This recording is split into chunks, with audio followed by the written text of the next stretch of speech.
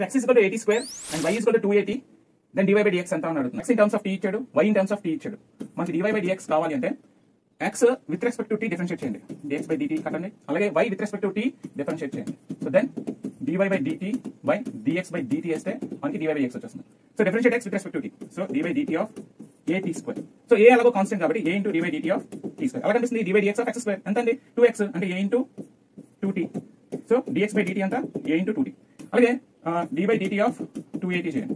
ఇక్కడ 2a constant ఇస్తే dy by dt of t అంటే dy by dx of x అంతే 1. సో 2a అంతే. So dy by dt is 2a. So మనకు కావాల్సిన dy by dx కదా. So dy by dx is equal to dy by dt అంతా 2a and dx by dt అంతా 2at.